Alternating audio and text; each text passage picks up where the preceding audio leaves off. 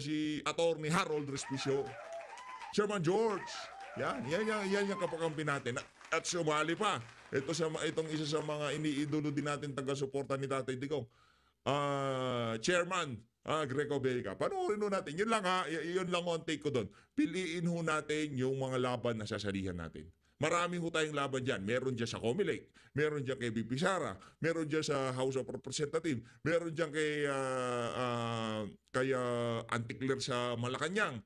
'Di ba? Meron naman ho diyan sa Senado yung mga diyan, yung mga makakaliwang dilawan na pinklawan na di mo malaman, 'di ba?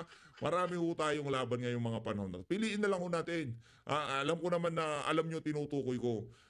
Magtulungan ho tayo dito, pero yung mga nagbabardagulan, nag-iingayan, nagbabakbakan, wala ho tayong magagawa. Wala hong persang makakapigil sa mga yan, ika nga. Ano nila yan, mapag-uusapan naman, madadaan naman ho sa kapihan yan. Ika nga, matatanda na ho yung mga yan. Ang sinasabi ko lang dito sa mga taga-suporta natin, kung kaya nyo na piliin yung mga laban na sasalihan nyo at yung mga laban na yun ay direkta magbibinipisyo ang pinaglalaban natin at itong si dating Pangulong Rodrigo Duterte, yun ho ang mga laban na pipiliin natin. Pero sana hindi na lumala itong mga nangyayari ngayong bardago lang, kasi once na sobrang nakaladgad na si dating Pangulong Rodrigo Duterte dito at direkta ng ika nga siya na yung actually hindi na ewan ko ba sa inyo, bahala nga kayo dyan. Merong time na kahit ayaw natin yung laban na yan pagka sumobra na, actually sumusobra na. Ano yan? Bahala nga kayo dyan. Dito tayo kay Attorney Harold Respicio. Sana siya medyo magsispar na ng konti. Naman ako dito meron bang nanonood sa aking mga kasama kong vlogger dito? Wala naman siguro. Huwag na kayo manood. Para itong mensahe ko na to para na lang sa mga tagapanood ko, para sa mga masugid kong tagapanood. Marami ho tayong laban na pinagdadaanan. Piliin ho natin kung alin yung mga laban na direktang magbebenepisyo ang ating Presidente Rodrigo Duterte at ang ating Vice President Sara Duterte. Yun na lang Ito kasi sa 2020 usaping 2028. Yung eleksyon, kasi pag nanatili tayo dito sa ganitong klaseng sistema, baka mapanalo natin si BP Sara, i-disqualify itong si George Garcia. Ito, game mo tayo, game. Caveat, we're not here to incite rebellion or to call for revolution, okay? But we want a change, no? And the election on 2028 will be crucial. That's why I'm glad that you're here to pave the way. Well, basta, for the record, hindi ako kasama dyan, ha? No, but seriously, talagang tama sinabi ni Butch, no? Ni Greco, our country is suffering so much. I have 2 grandsons, no? And I hope that their country will be good to them, no? When they have their own children. But is it possible? I'm so sad about the state of our nation. No? Kaya I don't know what BBM will report in his zona, no? Whether the country is in good hands or in bad hands. I leave it to you. So on that note, Brother Butch, we would like to show the presentation. I'm sorry, Greco. Opo, ang title po pala, my father is Secretary of Butch former Barrigan, no? Presidential Assistant on Religious Affairs. Hindi yung video, pakita mo. Ang title po pala ng aming forum ay Eleksyon o Revolusyon? Yan po ang gusto namin tanong sa taong bayan. Wala naman ng problema mag-revolution, 'di ba? Tayo nga dito isa ho sa ina-advocate natin magkaroon ng peaceful revolution. 'Di ba? Mapayapang revolution na kung saan ang sambayan ng Pilipino mamumulat ang kanilang kamalayan kung gaano kababuyang ginagawa ng administrasyon ni Marcos Jr. Sa gayong paraan makakapili sila ng maigi, makakapili sila ng mga tamang leader sa mga susunod na eleksyon. Yun ang revolusyon na inaasam-asam natin. Na mabuksan ang kaisipan ng ating mga kababayan na binibigo tayo ng kasalukuyang saligang batas. Tatlong dekada na tayong binibigo nitong kasalukuyang sistema na kinakapalooban natin. Di ba? Dami nating laban. Piliin nyo ng maigi yung mga laban nyo, mga kasama dito sa PH Update. Diba? Lahat ng mga yan, ingay lang yan. Lahat ng mga yan, laban yan na pwede nyong salihan. Ay, ngayon, kayo na kung bahala dyan. Ito po. So on that note, let us start sago, and I would like to ask our good attorney to say the first opening statement.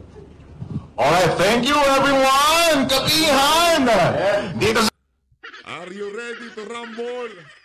Ang galing nga na. Kamuning, thank you so much for inviting me. Thank you so much for inviting me, Mr. Greco Bilgeka. Napakagwapo mo talaga in person. Yeah, buddy! Anak ng Petra Garavata.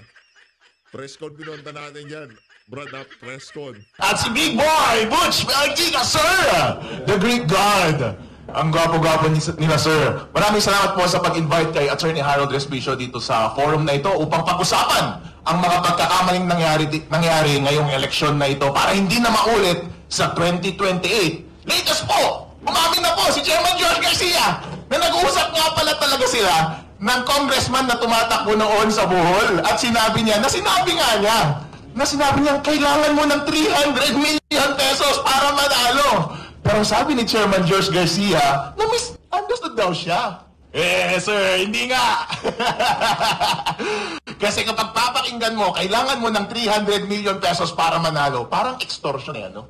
Parang nagsasuggest, nabayaran mo na lang ako ng 300 million pesos para manalo ka ngayong election. Kaya nga parang extortion, no? Parang ganun eh. Parang, kunyari, hindi si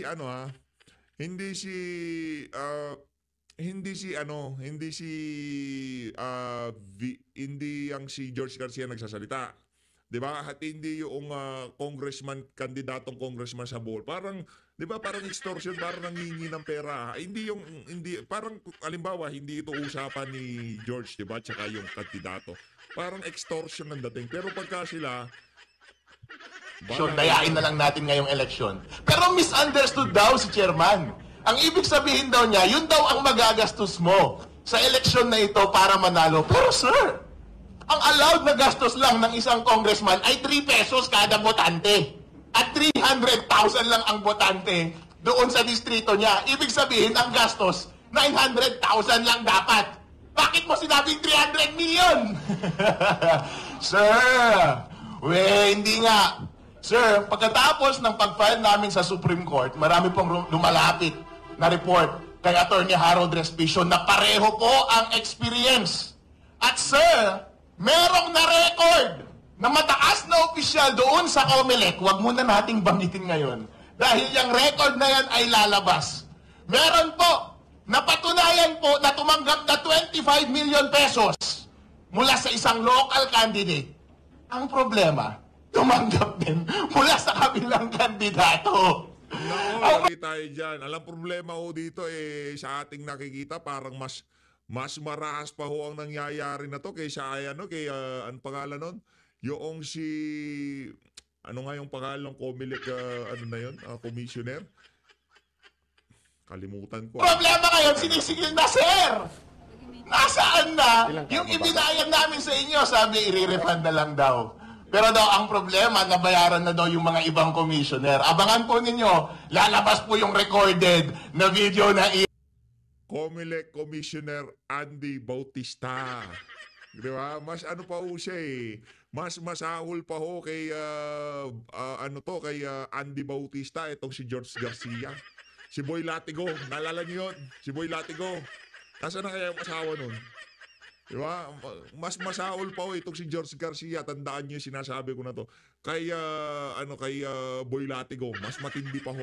Kasi na to harapang 300 million ang binabanggit niyang mga figure sa mga nagkakartisikol sa kanya, di ba? Dito doon sa kandidato. Ano yun? Gastos niya sa pangangampanya o kung ano pa man, yun ang paliwanag niya di ba? Tapos todo tanggol siya dyan sa Miro system na yan, na kung saan ngayon nakita natin napakapalsipikado ng sistema na yan. Yung consolidation server na tinutukoy niya, wala naman palang ganon. Sa usapan, bigla silang nagsingit. Pambihira. Yan! Ang problema po, sabi, bawi na lang ako sa protest. Nag-protest ka naman Kaya pala nagkabali-baliktaran na yung resulta ng eleksyon ngayon. May nanalo, nakasingil na yung nagbayad, pero babalik ka rin sa uli para mabayaran din yung kabila. Wow! Mga taga-COMELEC, ano ba naman yan, sirs? Ngayon po, pinag-uusapan po natin ang mga pagkakamaling nangyari ngayong eleksyon na ito. Kung titignan po natin itong context na ito, mga aligasyon na pambabayad sa COMELEC at doon sa obserba mismo doon sa ground na irregularity sa pagpapatakbo ng eleksyon, everything comes together. Ang una pong obserbasyon ay yung maling paggamit ng software. Ang sabi po ng batas, ang software na dapat tatakbo sa makina ay yun ang ma-audit. Pero iba po yung inilagay sa makina. Kapag iba na po ang version at iba na po ang hash ng software na yun, iba na po yung nandun sa loob ng makina. Chairman George Garcia, tanong ko po sa inyo, nandun ba sa loob ng software yung daya? Ipakita mo na lang kaya yung software, i-open source mo at kami ang mag-aral, makita natin kung ano ang nasa loob nun. Ang isa po pong pagkakamali na naobserbahan ay yung transmission. Ang sabi po ng batas, dapat dire-diretso mula sa independent automated counting machines papunta sa mga servers. Sabay-sabay, COMELEC servers at sa mga transparency servers. Para nga naman kapag nandaya ang COMELEC, huli ka agad ng mga transparency server. Pero inamin mismo ni Chairman George Garcia, kinokolit pala nila bago magpadala doon sa mga transparency server at pinapadala nila cumulative every 15 minutes. Anong ibig sabihin po nito? Na manipulate po yung data mula sa mga automated counting machines bago pumunta sa mga server. Labag po yan sa batas, illegal po yan.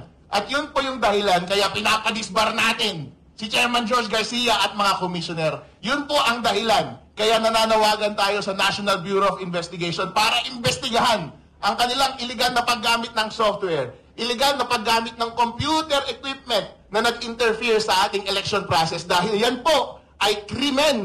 Yan po ay paglabag sa batas ng eleksyon. At kayo mga commissioner, kayo ang responsible ng pag-implement yan.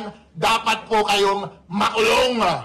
Ngayon po, itong suggestion ng grupo ni Mr. Greco Bilgega na gumawa ng manual counting alongside sa automated counting machines at gumamit ng blockchain para secure yung transmission at ma-maintain yung integrity ng data, consistent po yan para maiwasan itong mga nangyari na daya na ito. Ang una po kasing daya na pwedeng mangyari at pinakamadaling gawin ay yung naobserba natin na itatanim na mismo sa software yung daya. Kasi baka nasa 3.5 na mismo yung daya. Pero kapag manual counting mo yan, syempre, nawala na yung opacity. Transparent na. Makikita na natin mismo yung mga balota. Ang tao po, kapag binidyo mo dyan, yung mga election board, yung mga watcher, makikita nila, yung mga balotang binabasa nila, nakikita natin kung nandaraya, makikita natin kung totoo ba talaga yung bilang. Kaya yung problem number 1, maiiwasan po kapag ginawa natin yung manual counting sa araw ng eleksyon. Ang pangalawang problema po ay yung problema sa transmission at pag-maintain ng database. Masolve po yan ng blockchain. Kasi po ang solusyon ni Mr. Belgica ay diretso mula sa automated counting machine, diretso kaagad sa blockchain.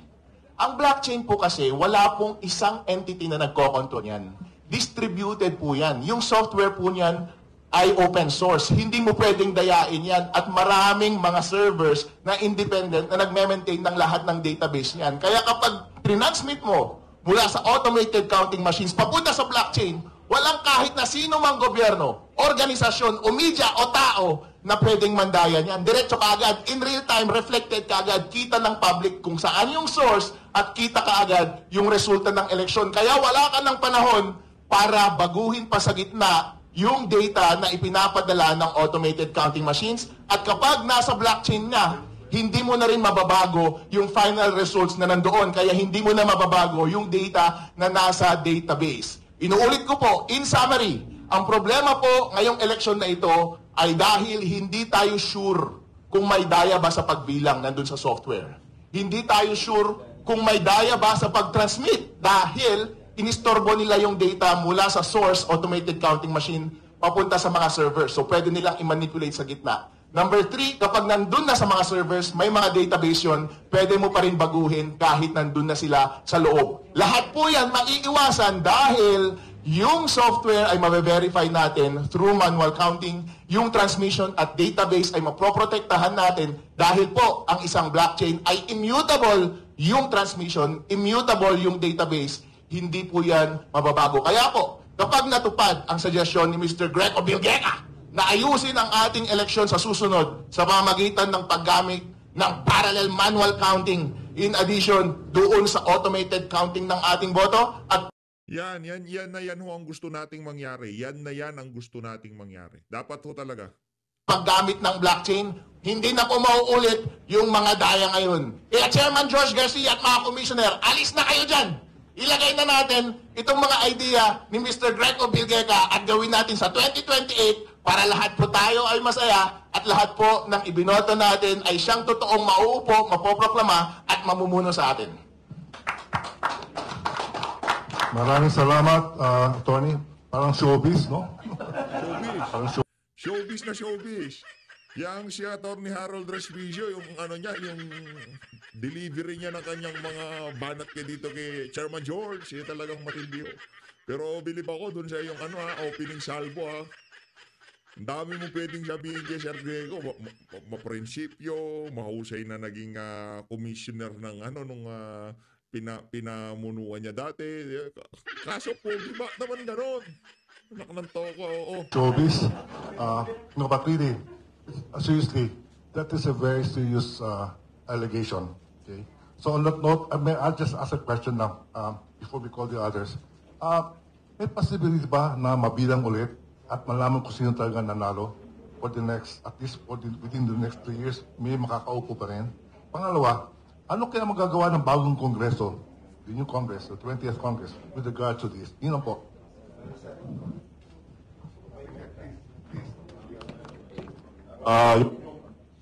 Yung first question nyo ay, ano? Yes. Sinabi, 3 days ago, sinabi ni Commissioner Ray Bulay, dinilit na daw yung files. Pati i-delete na lang, i-delete. Pero may backup yun. Hindi totoo yun. Under the law, 6 months from elections, from May 12, magbilang kayo ng 6 months, hindi dapat dinidelete yun. Yung iba doon na-transmit na eh.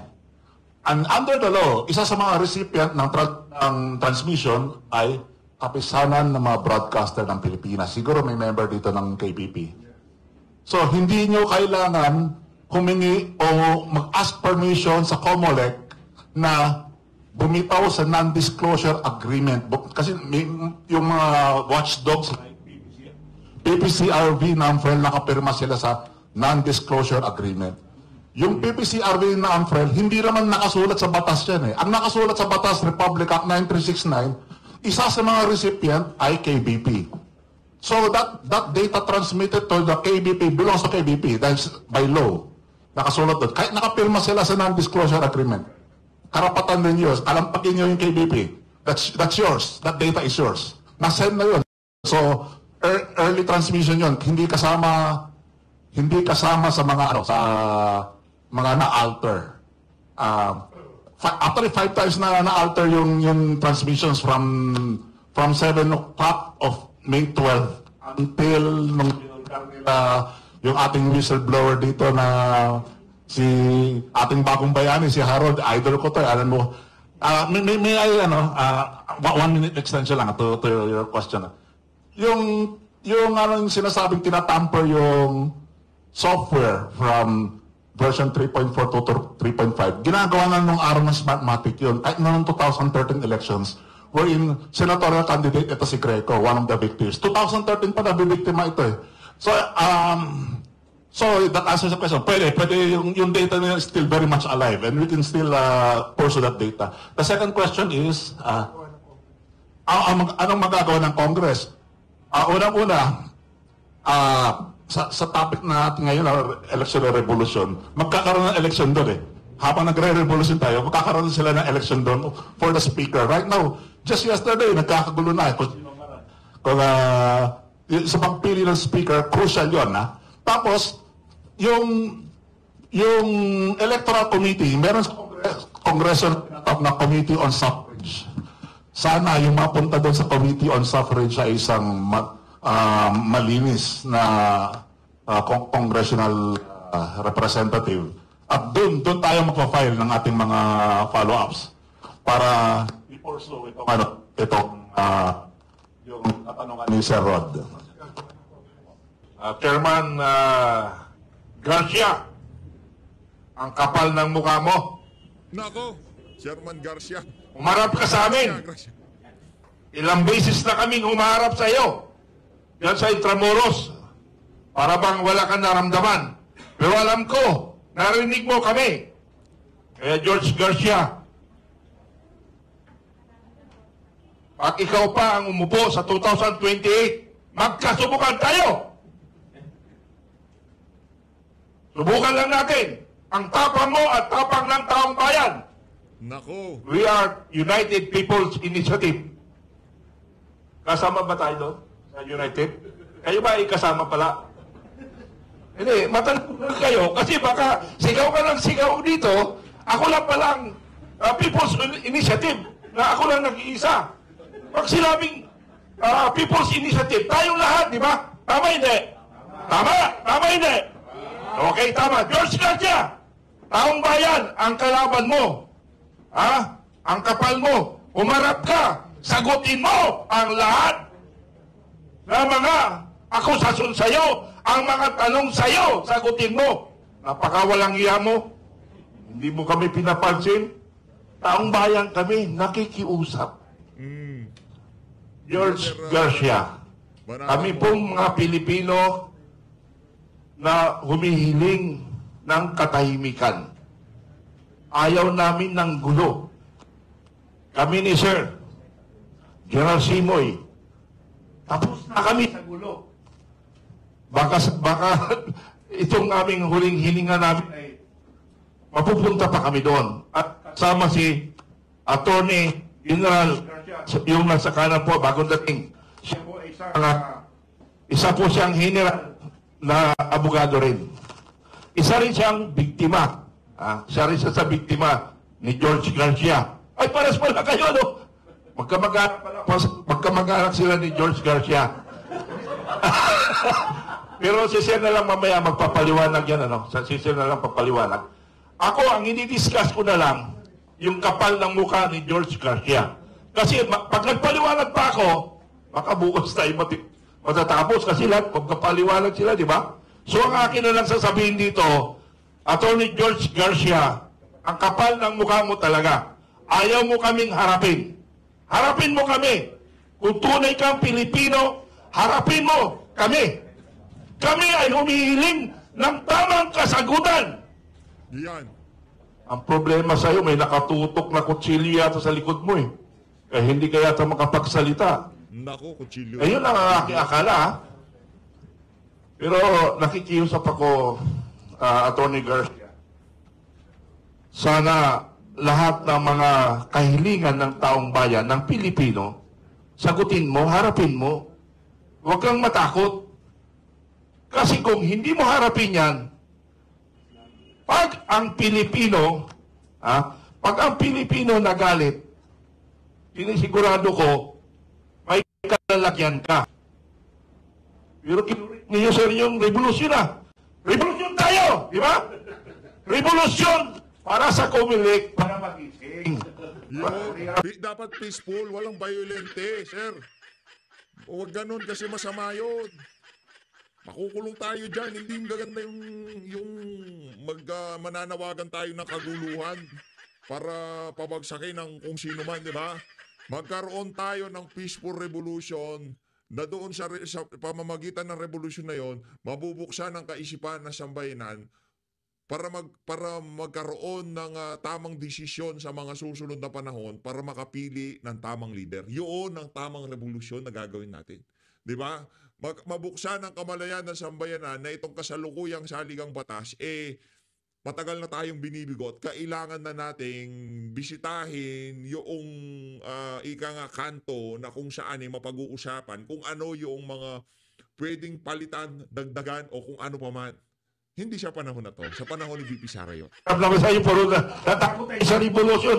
Bakit? Ang revolusyon ba ay ibig sabihin makipagpatayan tayo lahat? Yun bang ibig sabihin nun? Hindi.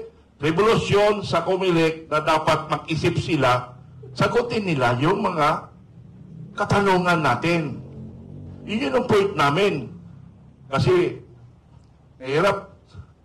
Lagi na lang panakot yung batas. Yung batas, tinatarantado nyo ang batas.